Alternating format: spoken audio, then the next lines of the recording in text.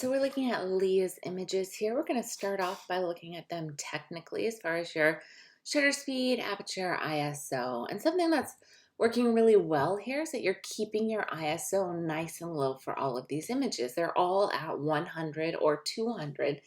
And that's our goal, is to keep that ISO low. And especially here, you're photographing outside, so there's no reason to have a higher ISO. Your shutter speed and aperture, it looks like you're switching them. Not a lot though. You're staying between about 16 and 11 on your aperture. Now, some of these would be better suited to have a wider aperture. For example, this image that's highlighted right now, you're at f11 at 1/15 of a second. So if you had shot that with a wider aperture, you would have two advantages. The first would be that the background would start to fall out of focus. So then we'd just be focusing on your child and the background would fall out of focus. So for example, your lens goes to f3.5. So you could open it all the way to f3.5. The other advantage of that is that you'd have a faster shutter speed. So you wouldn't have to worry about any motion blur or anything. As we look at this image, it's not quite sharp, so there is motion blur happening. So opening up your aperture to allow more light in would make sense in that image. And then the last thing about exposure is to look at what's getting blown out in your images. And remember, blown out areas are what lights up in red there, and that's what's overexposed. It's whites that don't have any detail. And as we click through your images, you can see a lot of images have a lot of blown out areas, and we really want to try to avoid that when we're photographing. But you're in a difficult lighting situation. So an image like this, where you have your daughter in the foreground and it's really bright in the background, you want her to have the best exposure, right? So you chose the right place to set your exposure. It's just a hard lighting situation. So I would photograph this at a different time of the day when you don't have that harsh lighting in the back and the subjects are in the shadowed areas. That just makes for a really tricky lighting situation that's going to be nearly impossible to have a good exposure on. So you could either move your kids to a brighter area so they're not in the shadow, or photograph when the lighting is similar in the background and the foreground. The color that you're using, the color's pretty neutral in all of these. You're looking at these blues, and the clothes are even like a gray and a blue.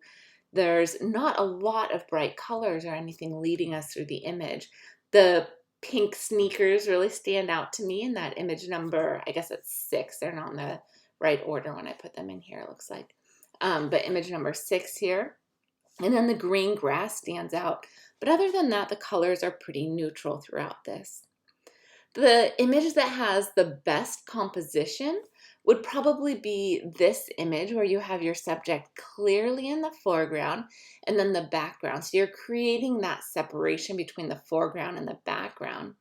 There's a little bit of rough cropping on the bottom here, cropping into her feet, but I think that's working better than a lot of the other compositions.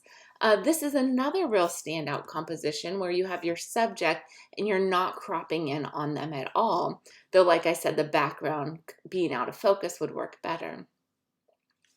And then this is a nice approach here as you're eliminating anything distracting in the background. We're just seeing your kids and the ducks in the background. So that works well.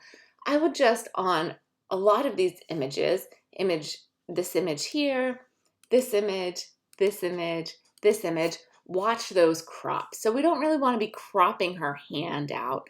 We don't want to be cropping the legs out there, or cropping the hand and legs out here. So paying real close attention to where the composition will be most pleasing as far as the cropping in on the subject's arms or legs or top of their head. You want to give them as much space as possible, so they feel comfortable, not like they're getting chopped, like we're chopping off their hands or anything, right?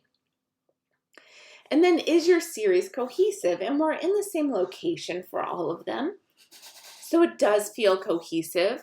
I would say these two images are more about landscape, so they feel less cohesive.